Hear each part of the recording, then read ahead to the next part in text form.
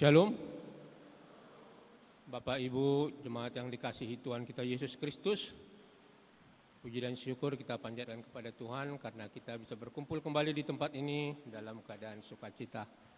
Baiklah Bapak Ibu, sebelum kita memulai ibadah kita di ibadah pagi ini, marilah kita persiapkan hati dan pikiran kita dalam ibadah ini, dan kiranya ibadah kita ini berkenan di hadapan Tuhan, hingga memberikan kekuatan kepada kita untuk dapat menjalani kehidupan kita, melakukan pekerjaan kita di kemudian hari sesuai dengan kehendak Tuhan. Kita berdoa sejenak dalam hati.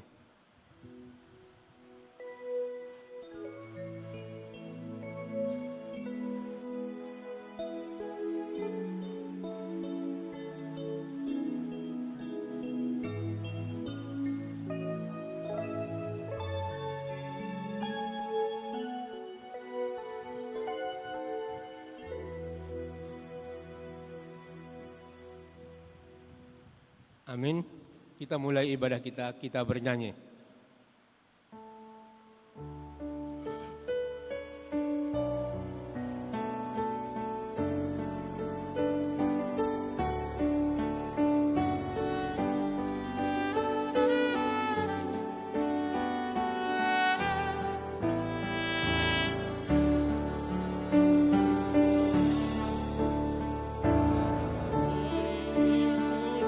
Semua menghadap Tuhan dan puji hadiah pemurah benar, berakhirlah segala pergumulan diganti kedamaian dan kesan.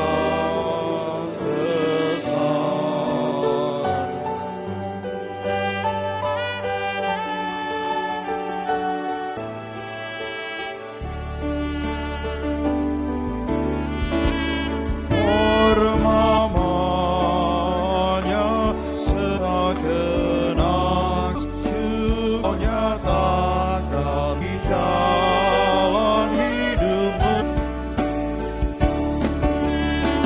Berdoa dan jaga supaya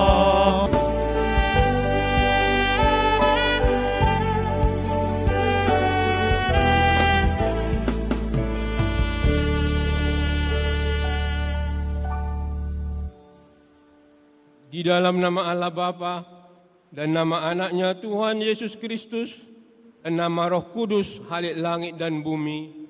Amin. Tetapi Allah yang telah mengasihi kita dan yang telah mengutus anaknya sebagai pendamaian dosa-dosa kita. Saudara-saudaraku yang kekasih, jikalau Allah sedemikian mengasihi kita, maka haruslah kita juga saling mengasihi. Haleluya. Haleluya, haleluya, haleluya.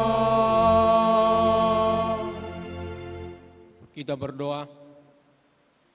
Ya Tuhan Allah, Bapa kami yang ada di sorga, kami mengucapkan terima kasih kepadamu karena Engkau telah memberikan anak-Mu yang tunggal itu kepada kami, yang melepaskan kami dari genggaman iblis.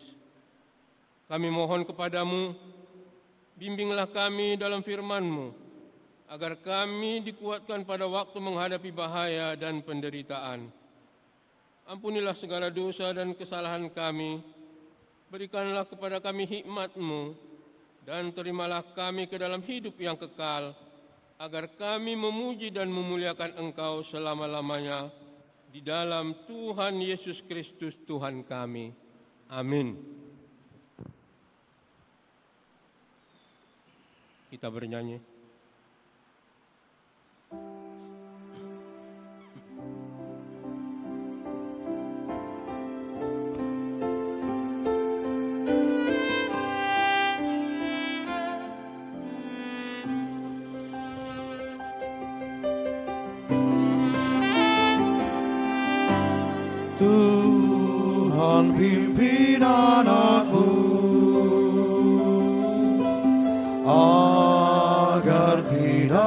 tersesat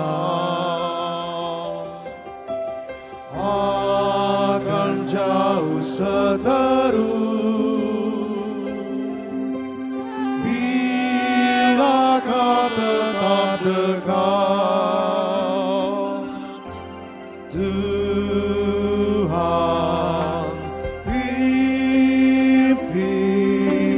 arus hidup berderas, agar jangan ku sesat. Pegang tanganku erat.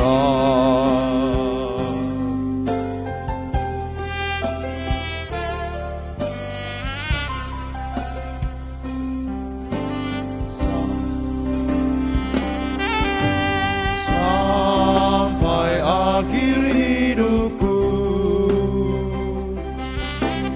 Tuhan pimpinku terus. Aku puji ku sembah, Kau Tuhanku penebus. Tuhan pimpin arus hidup menderas, agar jangan ku sesat. Pegang tanganku erat.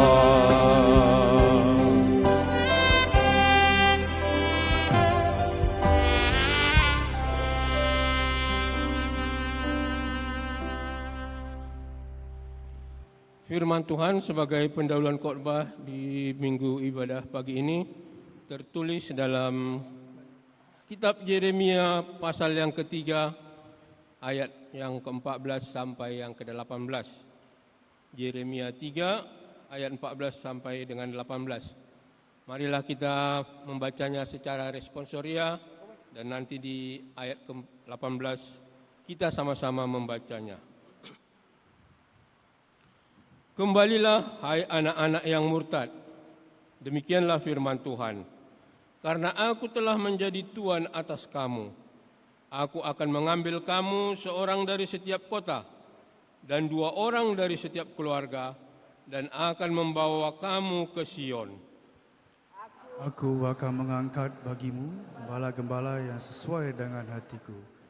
Mereka akan menggembalakan kamu dengan pengetahuan dan pengertian. Apabila pada masa itu kamu bertambah banyak dan beranak cucu di negeri ini, demikianlah firman Tuhan, maka orang tidak lagi akan berbicara tentang tabut perjanjian Tuhan. Itu tidak lagi akan timbul dalam hati dan tidak lagi akan diingat orang. Orang tidak lagi akan mencarinya atau membuatnya kembali.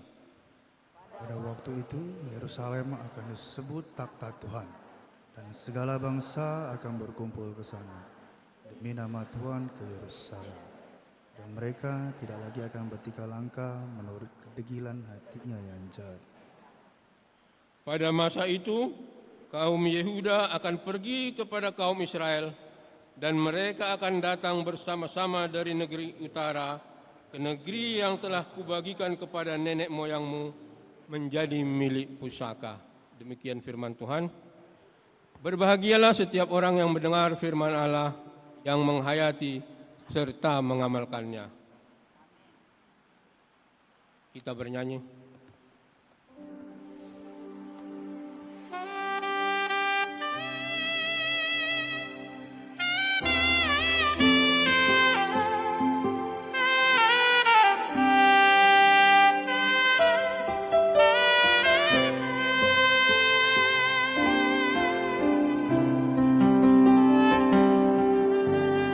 Tuhan adalah gembalaku, takkan kekurangan aku. Dia membaringkan aku di padang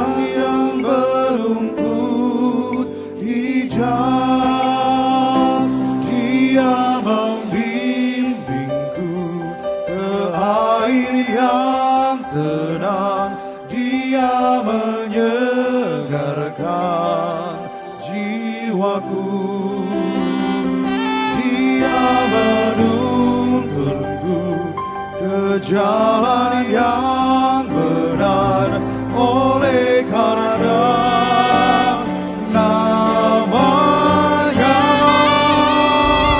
Sekalipun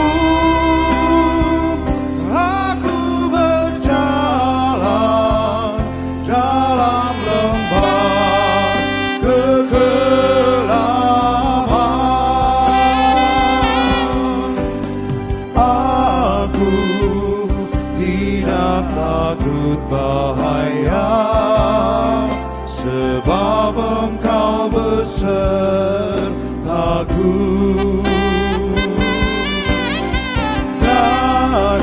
Dadamu dan tongkatmu, itulah yang menghibur aku. Dia membimbingku ke air yang tenang, Dia menyegarkan jiwaku. Dia menuntunku ke jalan yang benar, oleh karena namanya. Sekalipun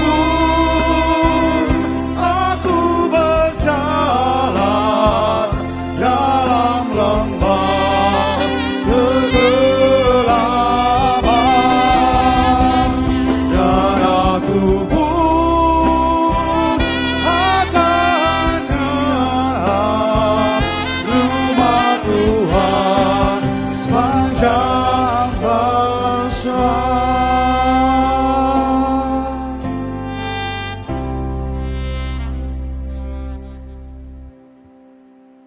Bapak Ibu jemaat yang dikasihi Tuhan kita Yesus Kristus, marilah dengan kerendahan hati kita datang ke hadapan Tuhan, mengakui dan menyesali segala dosa yang telah kita perbuat, baik melalui perkataan, pikiran, maupun dengan perbuatan kepada sesama, terlebih kepada Tuhan. Dan dengan kerendahan hati juga, marilah kita memohon keampunan dosa-dosa kita kepada Tuhan.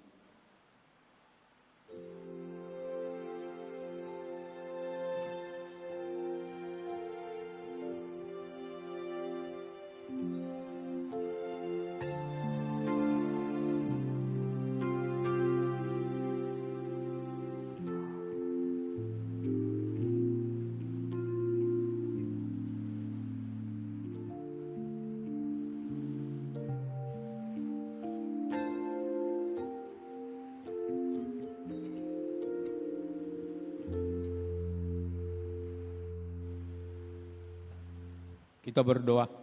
Bapa kami yang di sorga yang maha kuasa dan pengasih, Engkau tidak berkenan melihat kematian orang fasik, tetapi Engkau berkenan kepada pertobatannya agar ia hidup. Oleh karena itu kami datang kepadamu meminta keampunan dosa kami, dan berilah kami kekuatan untuk melawan segala kejahatan, serta bimbinglah kami di jalan-Mu yang benar, sehingga kami hidup di dalam kasih Yesus Kristus Tuhan kami. Amin. Janji Tuhan tentang pengampunan dosa. Karena semua orang telah berbuat dosa dan telah kehilangan kemuliaan Allah, dan oleh kasih karunia telah dibenarkan dengan cuma-cuma, karena penebusan dalam Kristus Yesus. Kristus Yesus telah ditentukan Allah menjadi jalan pendamaian, karena iman dalam darah-Nya. Segala kemuliaan bagi Allah di tempat yang maha tinggi. Jemaat dipersilakan duduk.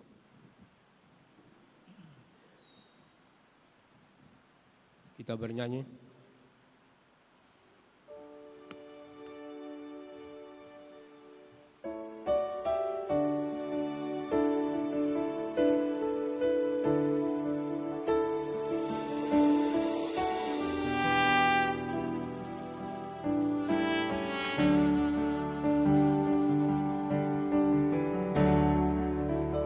Berbahagia, yakin teguh, Yesus abadi kepunyaanku.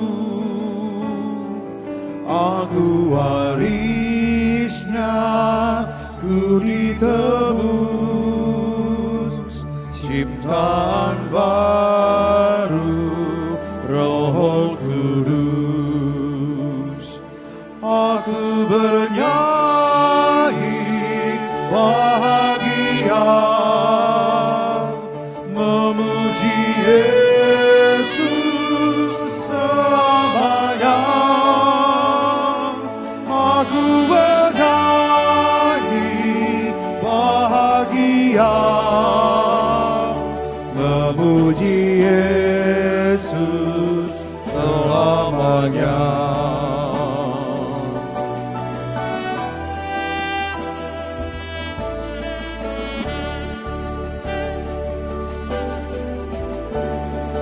Hasrat sempurna, nikmat penuh, suka surgawi melimpahiku. Lagu malaikat amat merdu, kasih dan rahmat besertaku. Aku bernyanyi bahagia memuji Yesus selamanya. Aku bernyanyi bahagia memuji Yesus selamanya.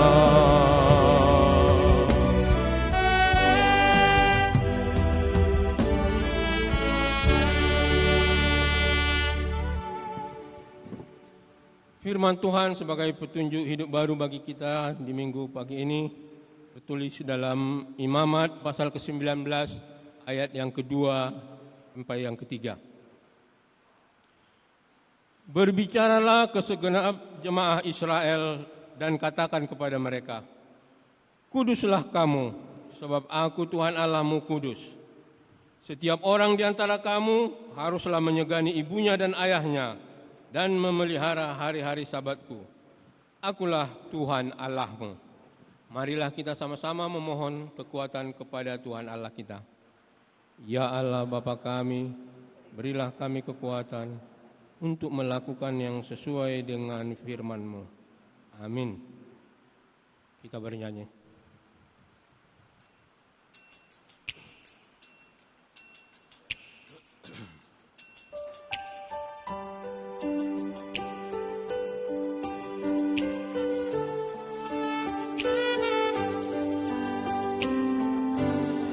Betapa indah harinya saat ku pilih penebus. Alangkah sukacitanya ku memberitakannya terus. Indahlah harinya Yesus membasuh dosaku. Ku diajari penebus, berjaga dan berdoa terus. Indahlah harinya Yesus membasuh dosaku.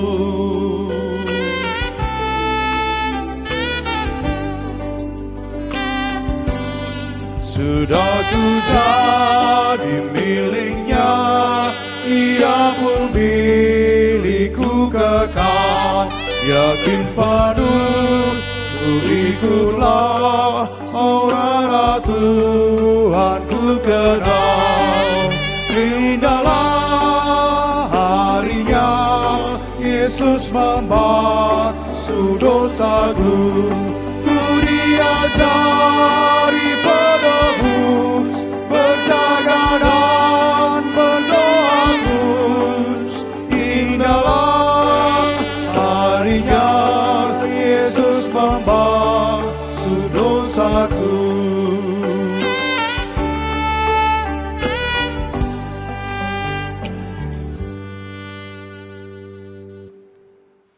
Marilah kita bersaksi mengikrarkan pengakuan iman kita bersama jemaat pada segala abad di seluruh dunia ini kita sama-sama mengucapkannya. Aku percaya kepada Allah Bapa yang Maha Kuasa, Khalik langit dan bumi. Aku percaya kepada Yesus Kristus, anaknya yang tunggal Tuhan kita, yang dikandung daripada Roh Kudus, lahir dari anak darah Maria, yang menderita di bawah pemerintahan Pontius Pilatus, disalibkan, mati dan dikuburkan, turun ke dalam kerajaan maut. Pada hari yang ketiga, bangkit pula dari antara orang mati, naik ke sorga, duduk di sebelah kanan Allah Bapa yang Maha Kuasa, dan akan datang dari sana untuk menghakimi orang yang hidup dan yang mati. Aku percaya kepada Roh Kudus, gereja yang kudus dan am, persekutuan orang-orang kudus, pengampunan dosa, kebangkitan daging, dan hidup yang kekal. Amin. Bapak Ibu yang kasih Tuhan, kami akan membacakan warta jemaat yang ada di tengah-tengah jemaat kita pada hari ini. Yang pertama, persembahan bunga altar. Bunga altar pada minggu ini, 14 September, dipersembahkan oleh Punguan Ina Parari Kamis. Terima kasih kepada Punguan Ina Parari Kamis yang telah mempersembahkan bunga altar. Kiranya semua Ina Parari Kamis semakin diberkati Tuhan. Yang kedua, pemeriksaan kesehatan gratis. Pada hari ini, Minggu 14 September 2025, telah dimulai pelayanan pemeriksaan kesehatan gratis setiap sekali 2 minggu, yaitu selesai ibadah minggu pagi jam 9.30 sampai 10.30 dan selesai ibadah minggu siang dari jam 12 sampai jam 13. Bagi warga jemaat yang ingin mendapatkan pelayanan gratis ini dapat datang ke tempat pemeriksaan kesehatan tersebut, bertempat di ruang kelas dekat parkir sepeda motor. Yang ketiga, kebaktian bulanan para lansia. Kebaktian perdana para lansia akan diadakan pada hari Selasa 16 September 2025 pukul 15 WIB. Dilayani oleh Pendeta Resort GKPI Padang Bulan, Bapak Pendeta Janter Lubis MTH.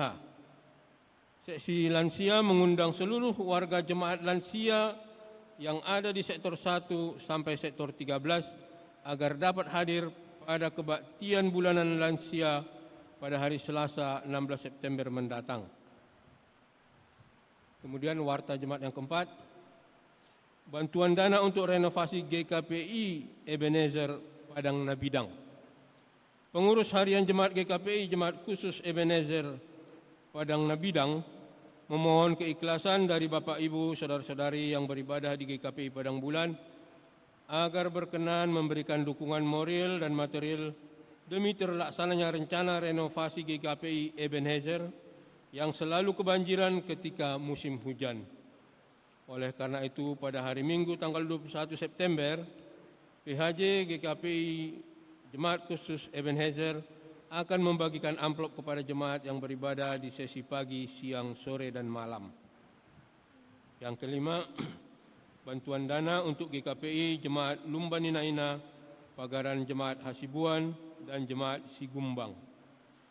Mewakili pengurus harian Resort GKPI Lumban Ina-Ina, Ibu Pendeta Debbie J. Nababan, STH, yang pernah melayani di GKPI Padang Bulan ini, menyampaikan permohonan berupa bantuan untuk pengadaan sepeda motor sebagai alat transportasi untuk pelayanan beliau karena jarak tempuh gereja-gereja Pagaran yang cukup jauh dari resort.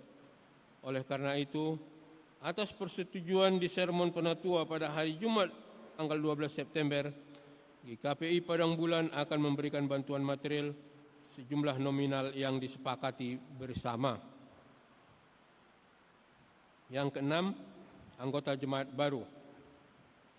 Mulai hari ini, Minggu tanggal 14 September 2025, warga BNKP Jemaat Sisomba Bowo, Resort 19, Kabupaten Nias Barat, yaitu Bapak Tema Aro Daily dan Ibu Florencia Margareta Simanjunta, serta seorang anak laki-laki bernama Zionathan Miguel Daly akan menjadi jemaat GKPI Padang Bulan, Resort Padang Bulan 1. Mereka tinggal di Jalan Starban, Gang Lurah nomor 30 dan masuk sektor 3. Warta keuangan terkait pemasukan dan pengeluaran mingguan dari tanggal 6 September sampai dengan 12 September telah dipersiapkan oleh bendahara. Bagi warga jemaat yang ingin membaca warta keuangan tersebut dapat mengambilnya dari meja di depan pintu masuk gereja kita ini. Yang ke-8, sektor yang bertugas dalam pelayanan ibadah minggu. Sektor yang akan bertugas dalam pelayanan ibadah minggu tanggal 21 September 2025 adalah sektor 5 bersama dengan PPGKPI di ibadah pagi. Seksi perempuan di ibadah minggu siang. Sektor 6 bersama dengan PP di ibadah minggu sore. Serta sektor 7 bersama dengan PP di ibadah minggu malam. Demikian berita jemaat pada kita hari ini. Untuk menyambut firman Tuhan, kita bernyanyi.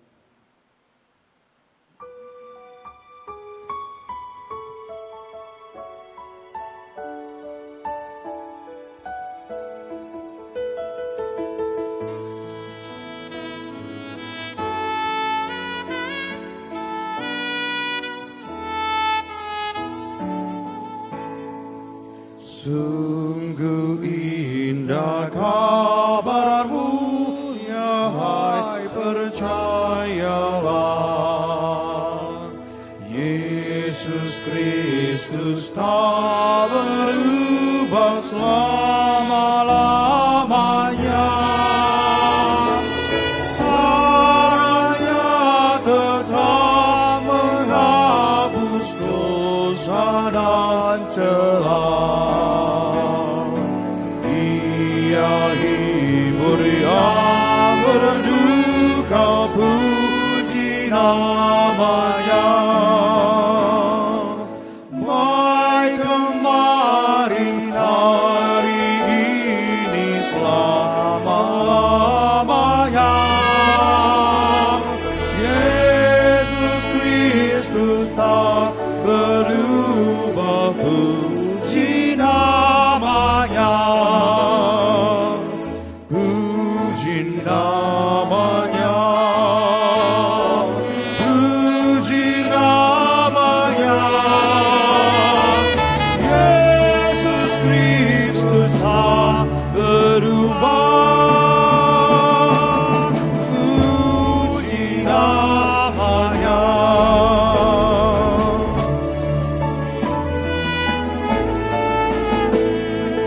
Dia cari yang berdosa, cari di kampung. Datang dan rendahkan hati, serahkan dirimu.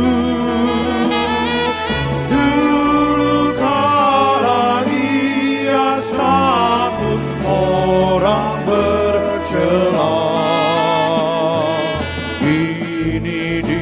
Kau pun disambut, diampuninya. Baik kemarin, hari ini, selama-lamanya.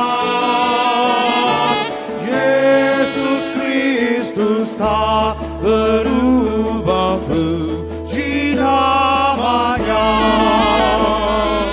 Puji namanya,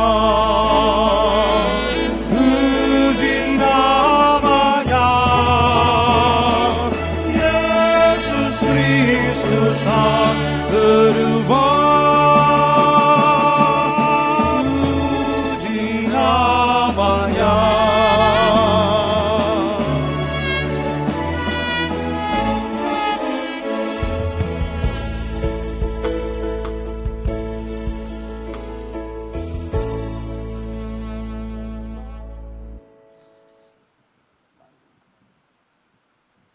Allah Bapa di sorga, kami mohon Roh-Mu yang kudus boleh hadir dalam diri kami masing-masing.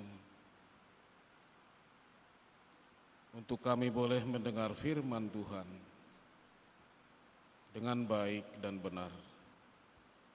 Kuasailah setiap kami yang hadir pada saat ini, sehingga nama Tuhan dan firman-Mu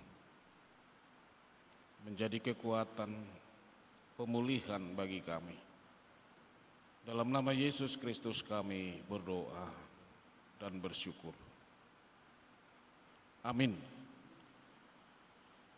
Shalom. Ibu bapak saudara jemaat yang kami kasihi, firman Tuhan untuk kita pada hari ini kita membaca dari kitab Lukas pasal yang ke-15 dimulai dari ayat 11 sampai dengan ayat 32. Kita membaca secara responsoria. Perumpamaan tentang anak yang hilang. Yesus berkata lagi, ada seorang mempunyai 2 anak laki-laki. Bapa, berikanlah kepadaku dan harta milik kita yang menjadi hakku. Lalu ayahnya membagi-bagikan harta kekayaan itu di antara mereka. Beberapa hari kemudian anak bungsu itu menjual seluruh bagiannya itu lalu pergi ke negeri yang jauh. Di sana ia memboroskan harta miliknya itu dengan hidup berfoya-foya. Setelah dihabiskannya semuanya, timbullah bencana kelaparan di dalam negeri itu, dan ia pun mulai melarat. Lalu ia pergi dan bekerja pada seorang majikan di negeri itu. Orang itu menyuruhnya ke ladang untuk menjaga babinya. Lalu ia ingin mengisi perutnya ampas yang menjadi makanan babi itu, tetapi tidak seorang pun yang memberikannya kepadanya. Lalu ia menyadari keadaannya. Katanya, betapa banyaknya orang upahan Bapakku yang berlimpah-limpah makanannya, tetapi aku di sini mati kelaparan. Aku akan bangkit dan pergi kepada Bapakku dan berkata kepadanya, Bapa, aku telah berdosa terhadap sorga dan terhadap Bapa. Aku tidak layak lagi disebutkan anak Bapa. Jadikanlah aku sebagai salah seorang upahan Bapa. Maka bangkitlah ia dan pergi kepada bapaknya. Ketika ia masih jauh, ayahnya telah melihatnya. Lalu tergeraklah hatinya oleh belas kasihan. Ayahnya itu berlari, mendapatkan dia, lalu merangkul dan mencium dia. Kata anak itu kepadanya, Bapa, aku telah berdosa terhadap sorga dan terhadap Bapa. Aku tidak layak lagi disebutkan anak Bapa. Tapi ayah itu berkata kepada hamba-hambanya, lekaslah bawa kemari jubah yang terbaik. Pakaikanlah itu kepadanya dan kenakanlah cincin pada jarinya dan sepatu pada kakinya. Dan ambillah anak lembu tambun itu, sembelilah dia dan marilah kita makan dan bersuka cita. Sebab anakku ini telah mati dan menjadi hidup kembali. Ia telah hilang, dapat kembali. Maka mulailah mereka bersukaria.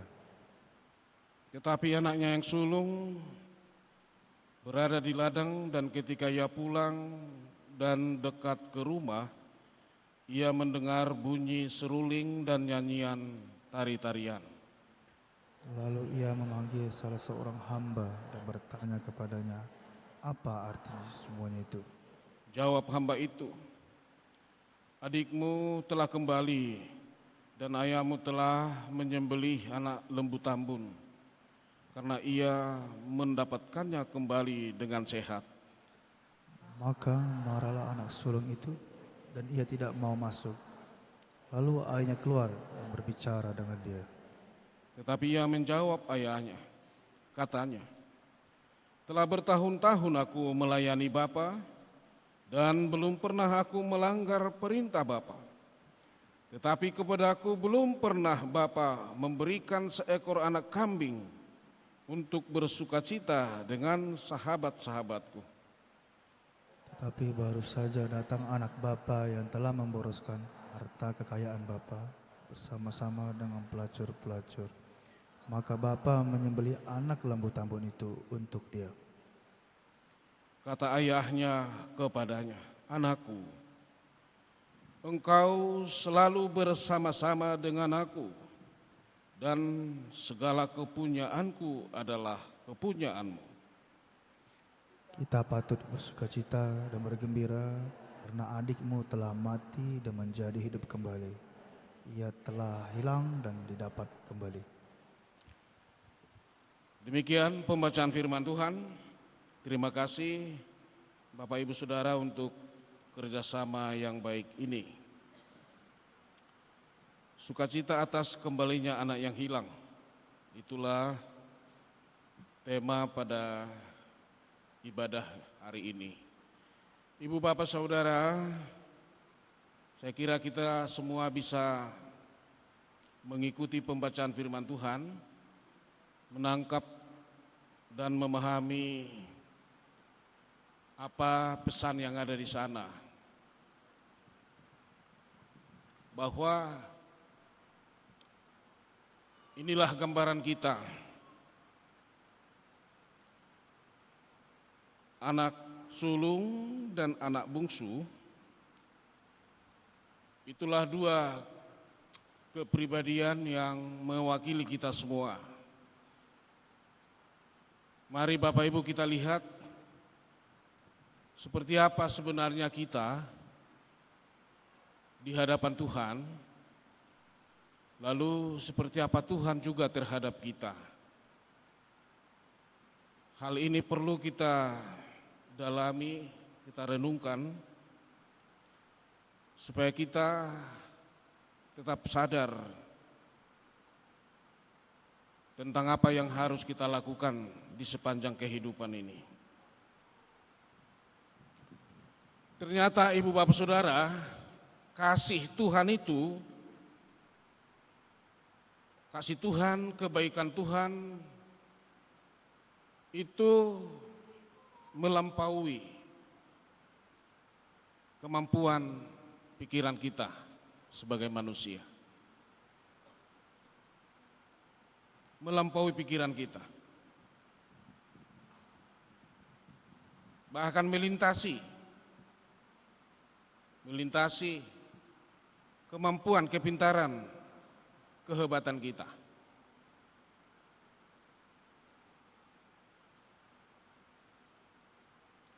Kita cenderung berpikir seperti anak sulung ini.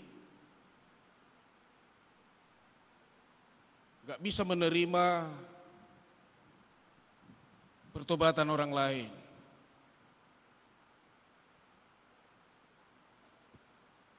Tidak bisa menerima perubahan orang lain. Kita malah senang melihat orang susah melihat orang senang. Ini yang sering merasuki pikiran kita. Kita tidak perlu melihat orang lain. Mari kita lihat diri kita. Di manakah kita ini? Apakah kita berada di pihak anak sulung atau berada di pihak anak bungsu? Karena kedua anak ini sama-sama dikasihi Tuhan. Sejauh apapun si anak bungsu jatuh, sedalam apapun dia terperosok,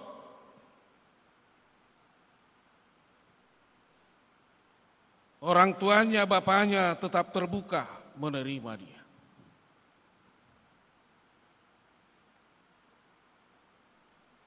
Berbeda dengan si sulung,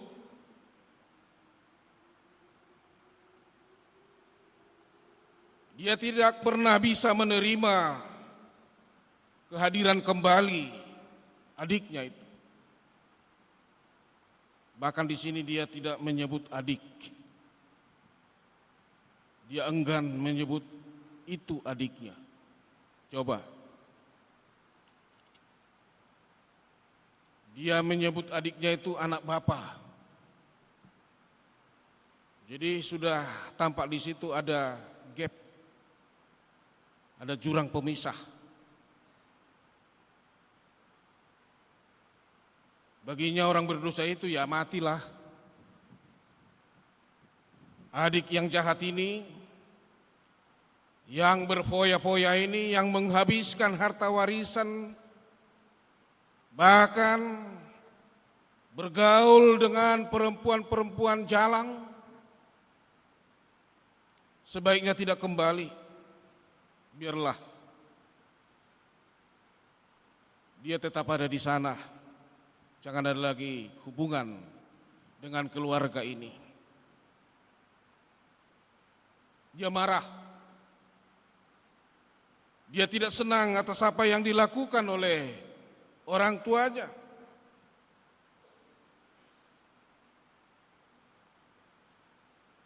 Nah, ibu bapak saudara,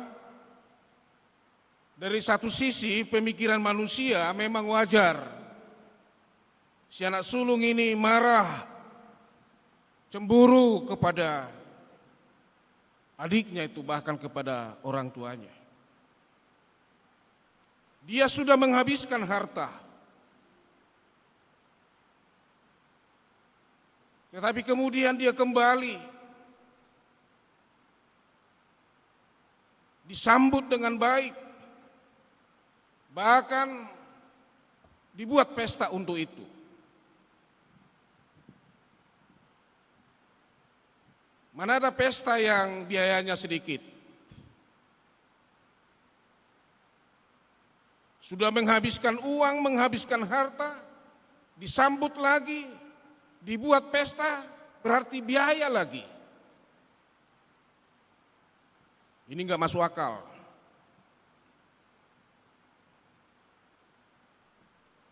Ini yang tidak bisa diterima anak sulung. Dan kita sering terjebak dengan pemikiran seperti itu. Nah, ibu bapak saudara, dari sini kita boleh belajar, ternyata kerajaan Allah itu tidak dibangun berdasarkan pikiran manusia. Gereja pun seperti itu. Janganlah gereja dibangun berdasarkan pemikiran-pemikiran duniawi.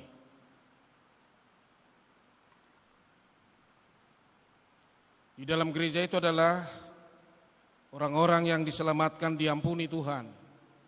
Datang dari berbagai latar belakang, keadaan sosial.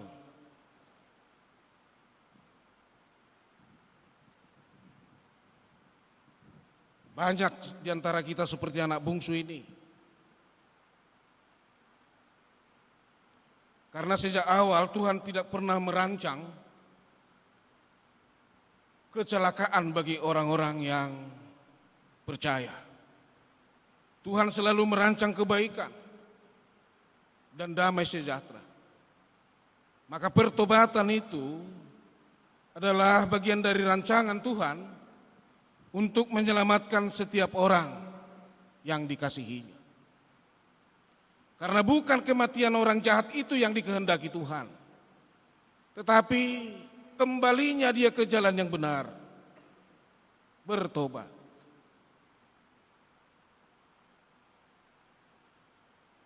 Jadi setiap orang yang hadir di rumah Tuhan adalah orang-orang yang bertobat. yang sudah mengalami perubahan. Karena ternyata anak bungsu ini sadar bahwa apa yang dilakukannya itu salah. Dia memaksa orang tua memberi warisan kepadanya. Setelah dia dapat, dia jual, lalu pergi ke negeri orang. Karena ternyata tidak semua hal boleh kita kuasai dalam pikiran ini. Mungkin si anak bungsu berpikir nanti dia akan senang-senang di sana. Hidupnya makin hebat. Dia boleh akan menjadi orang yang semakin kaya. Tapi ternyata itu semua di luar dugaan. Tempat di mana dia merantau pun mengalami paceklik, kelaparan. Yang namanya paceklik nggak ada apa-apa di sana. Orang-orang di situ pun turut menderita. Gak ada gunanya uang kalau ada peristiwa paceklik. Uang tidak punya arti apa-apa. Nah, ibu bapak saudara,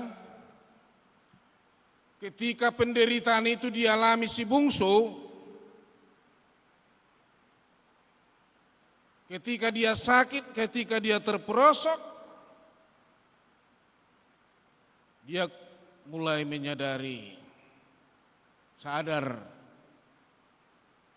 bahwa apa yang dilakukannya selama ini adalah salah. Bukankah itu sesuatu yang baik? Kenapa orang harus cemburu, benci kepada kita ketika kita sadar? Lagian bukan hak kita membenci, mencemburi orang seperti ini. Mestinya kita senang orang lain bisa berubah. Jangan seperti si sulung ini, yang justru membentengi pikirannya dengan hal-hal yang tidak baik. Mestinya si sulung bahagia ketika adiknya kembali, yang selama ini sudah hilang kembali lagi. Jadi memang Bapak Ibu, kesadaran itu kadang-kadang muncul ketika kita sudah terperosok, ketika kita sudah jatuh, ketika kita sudah berada di lembah dosa. Memang sering seperti itu. Ketika kita sakit, maka kita sadar, oh ternyata ini enggak boleh saya makan. Oh ternyata saya harus tidur jam sekian.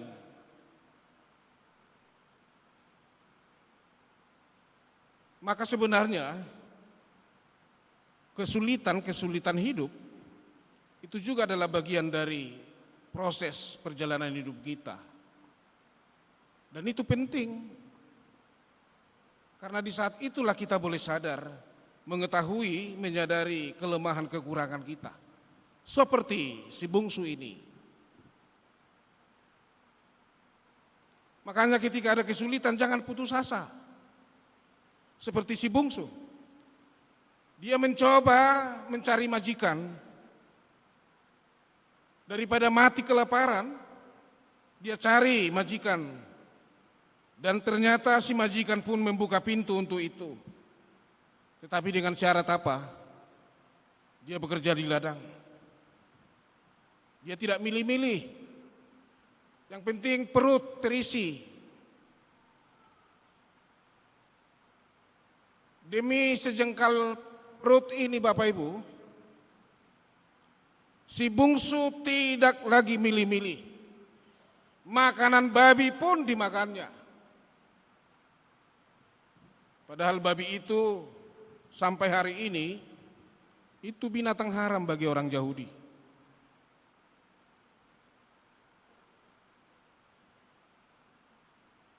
Tapi di sana sebenarnya Yesus punya maksud bahwa yang tersulit sekalipun jangan pernah putus asa. Hadapi. Hadapilah kenyataan itu. Banyak lulusan-lulusan perguruan tinggi menjadi pengangguran. Kenapa? Karena milih-milih.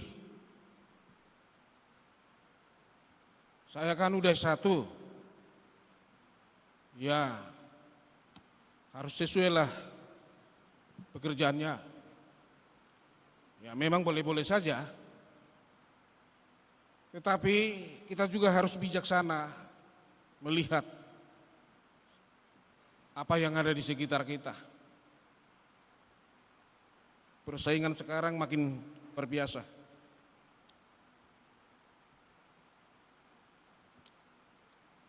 Si bungsu tidak milih-milih Bapak Ibu. Yang penting dia kenyang, selamat. Karena keselamatan itulah yang utama. Hidup itulah yang terpenting.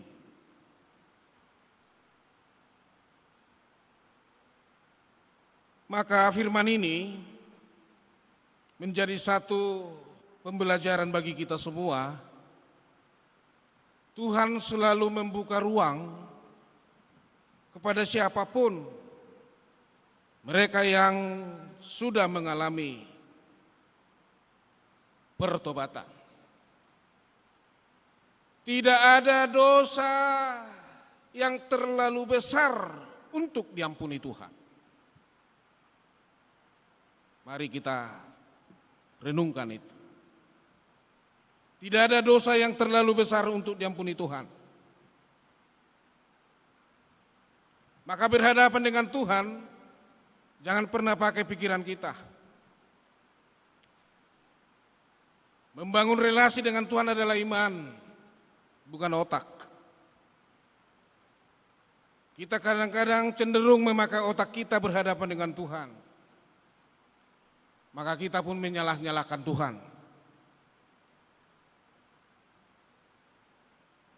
Tidak ada dosa yang terlalu besar untuk diampuni Tuhan.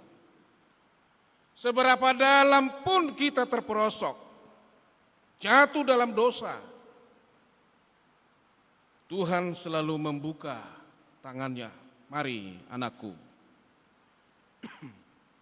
Itu kita lihat juga pada perempuan sundal. Dia juga menerima pengampunan. Yesus berkata kepadanya, mari anakku, hari ini pulanglah. Tapi ada satu syarat, jangan lakukan lagi kesalahan yang sama. Kita diizinkan pulang, kita diberi kesempatan. Jadi Tuhan itu selalu memberi peluang kepada siapapun. Dengan syarat, kita tidak boleh mengulangi kesalahan yang sama. Kita ini sering mengulang-ulang kesalahan kita. Di situ persoalannya. Kita sudah terjebak satu kali, kita ulang lagi, diulang lagi.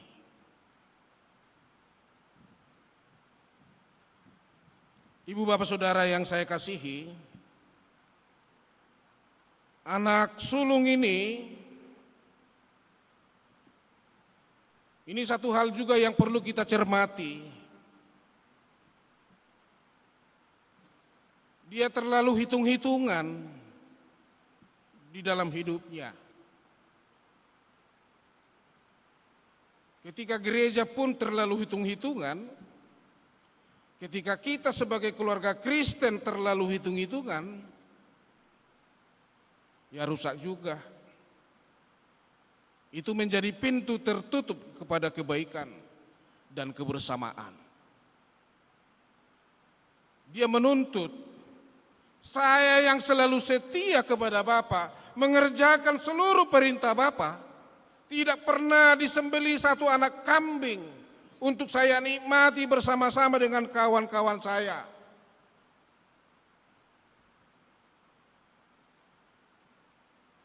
Bayangkan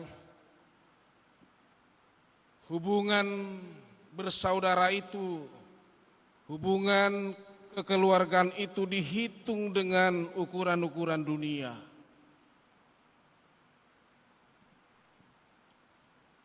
Saya kadang-kadang keras sama anak-anak saya.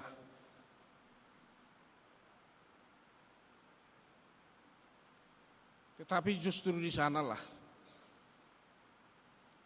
pendidikan itu boleh berlangsung. Makanya si anak tidak boleh terlalu dimanja. Nanti dia terbentuk menjadi anak yang tidak punya daya upaya, tidak punya daya saing. Ini manusia lemah jadinya, yang selalu bergantung kepada orang lain.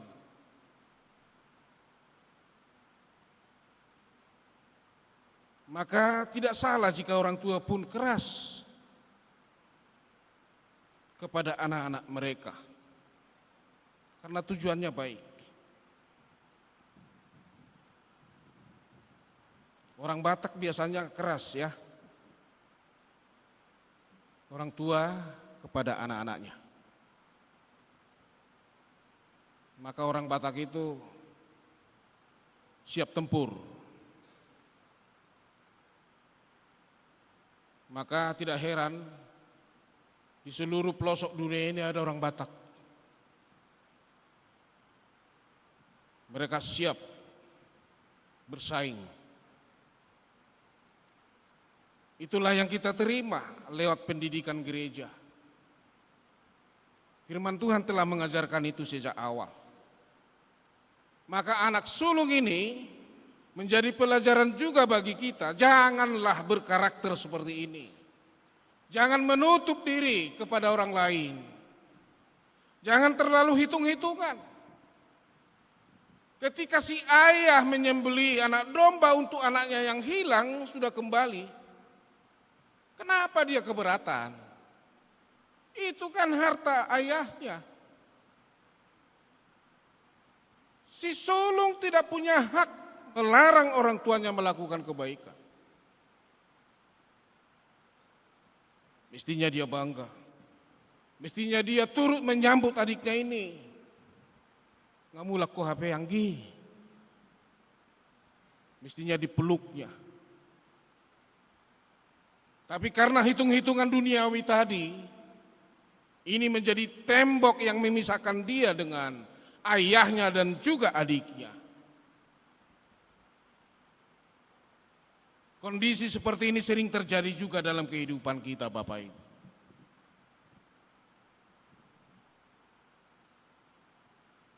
Maka firman ini mengingatkan kita tidak boleh menjadi tembok penghalang kebaikan Tuhan kepada orang lain. Mestinya kita juga harus menjadi bagian atau saluran kebaikan Tuhan bagi orang lain. Kita boleh bangga dengan si bungsu ini. Memang dia salah. Memang dia jahat. Tetapi ketika dia sadar akan kesalahan dan dosa-dosanya, mari kita membuka diri. Maka gereja sebagai lembaga tidak pernah mengusir warganya ketika dia berdosa, tetapi justru digembalakan, dirangkul, dibina kembali. Ini loh jalannya, bukan di situ. Di sana itu enggak jelas. Ini jalan yang benar. Diajari kembali, dibentuk kembali. Inilah tugas gereja, dimanapun gereja hadir. Dan kita lah gereja itu, bukan gedungnya ini. Maka di mana ada orang Kristen, di mana ada orang beriman, di situ sesungguhnya ada keselamatan, ada kasih sayang, ada kebaikan, ada jalan baru. Amin.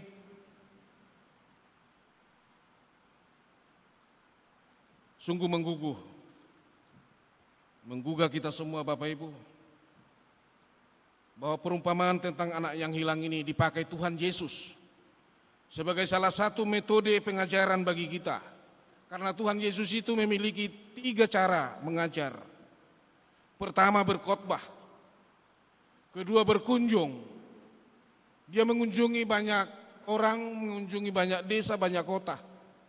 Lalu yang ketiga, Yesus punya metode melalui perumpamaan dengan maksud supaya materi yang disampaikan itu mudah ditangkap, dipahami oleh pendengar. Maka luar biasa perumpamaan ini.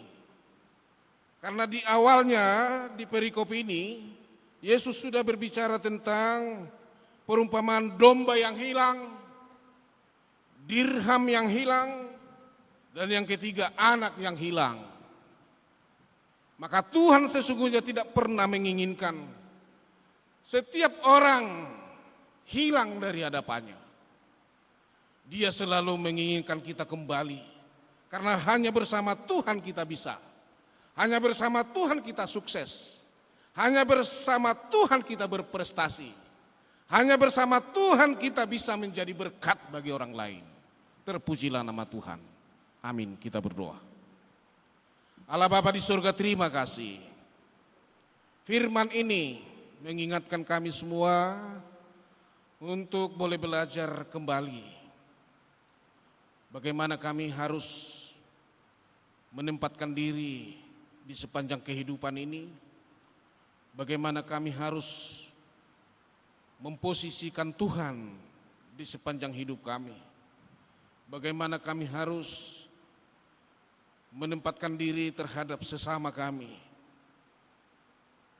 Terima kasih ya Tuhan, firman-Mu ini menggugah kami, sekaligus menggugat kami, untuk kami semakin menyadari kekurangan, kelemahan, dan dosa-dosa kami. Kami sering bertindak di luar kehendak-Mu, seperti si sulung dan juga seperti si bungsu. Tetapi kami selalu percaya pintu pengasihan Tuhan selalu terbuka bagi kami. Karena bagi Tuhan tidak ada dosa yang terlalu besar untuk diampuni. Maka pintu pengasihan Tuhan yang senantiasa terbuka bagi kami semua, itu menjadi satu semangat baru bagi kami untuk terus melangkah sesulit apapun kehidupan ini. Iman mengajarkan kami untuk teguh, tidak berputus asa. Tetapi kami harus terus melangkah, berjuang seturut dengan kehendak-Mu. Berkati kami semua, berkati Bapak Ibu Saudara kami yang hadir pada saat ini. Biarlah persekutuan ini menghadirkan sesuatu yang baru bagi kami semua. Terima kasih Bapa.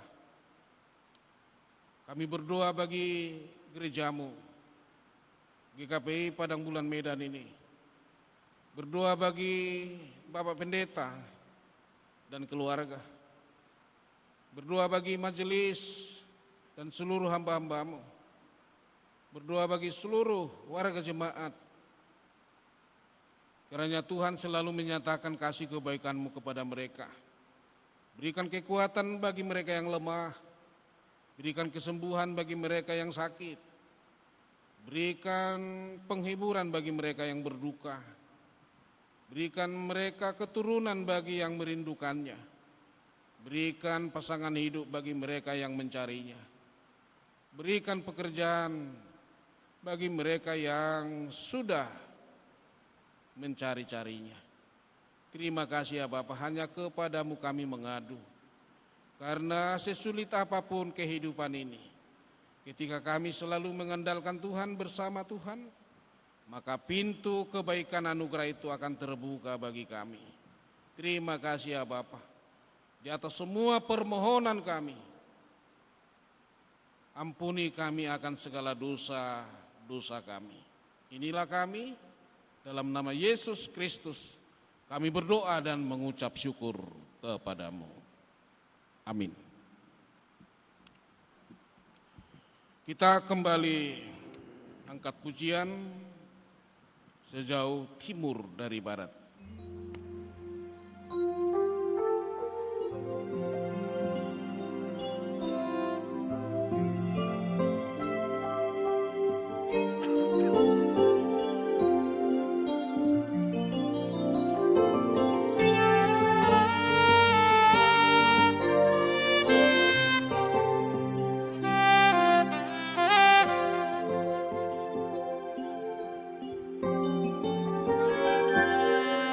Sejauh timur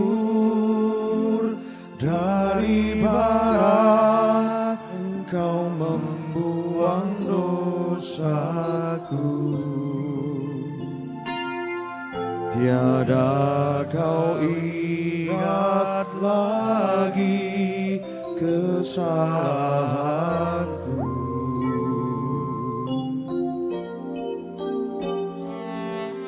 Jauh ke dalam tubir laut, kau melemparkan dosaku. Tiada kau perhitungkan pelanggaranku. Betapa besar kasih pengampunanmu Tuhan. Tak kau pandang hina hati yang hancur.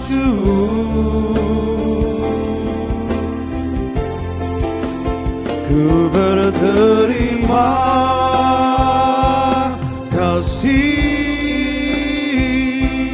kepadamu ya Tuhan. Pengampunan yang kau beri, pulihkan ku.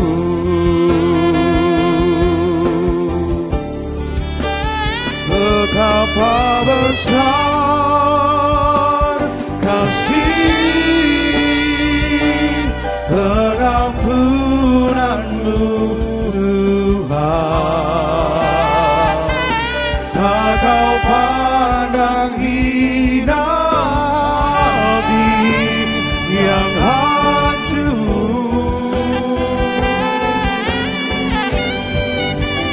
Ku berterima kasih kepadamu ya Tuhan. Pengampunan yang kau beri, pulihkan ku.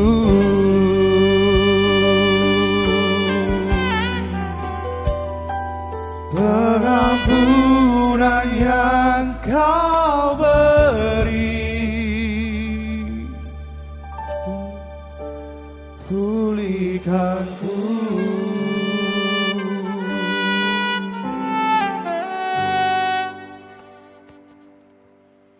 Firman Tuhan mengantar kita memberi persembahan.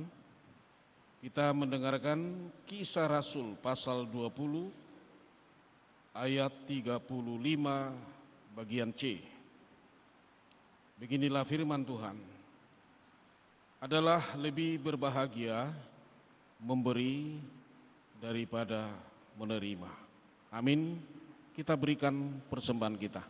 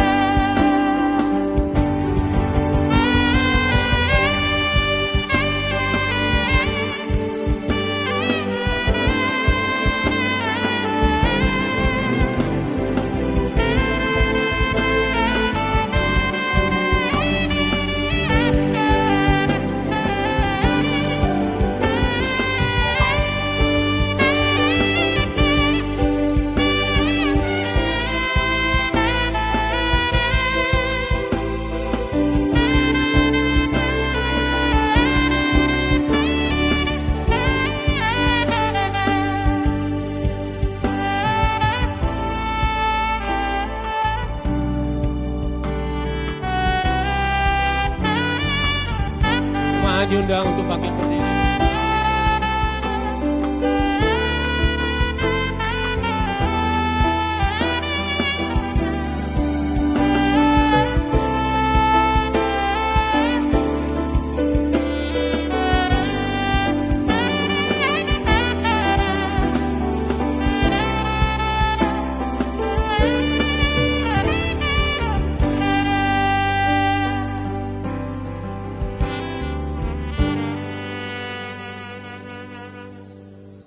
Kita berdoa. Ya Allah Bapa kami di sorga, kami mengaku dengan setulus hati, Engkaulah sumber segala berkat dan karunia dalam hidup kami. Di sini kami mempersembahkan kurban syukur kami kepadamu.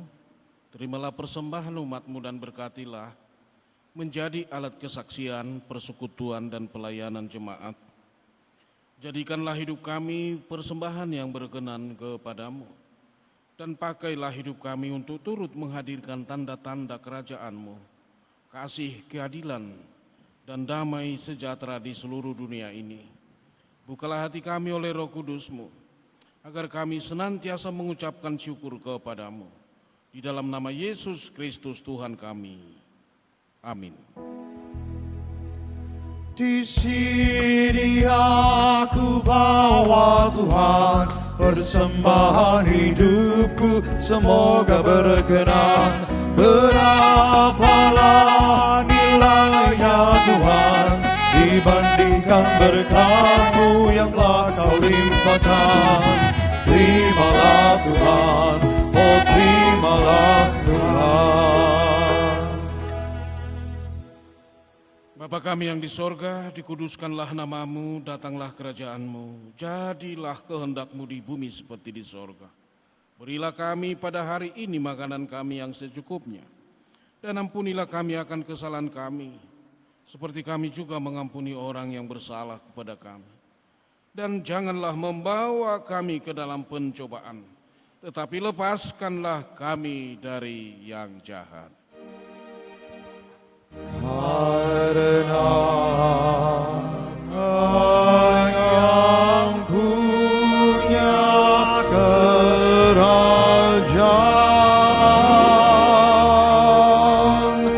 dan kekuasaan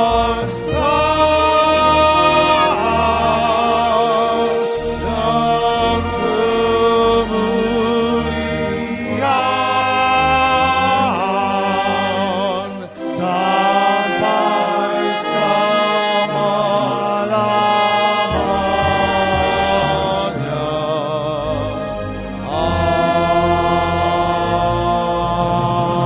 Amin. Jemaat yang dikasihi Tuhan, arahkanlah hatimu kepada Tuhan dan terimalah berkat-Nya. Tuhan memberkati dan melindungi engkau. Tuhan menyinari engkau dengan wajah-Nya dan memberimu kasih karunia. Tuhan menghadapkan wajah-Nya kepadamu dan memberimu damai sejahtera. Amin, amin, amin.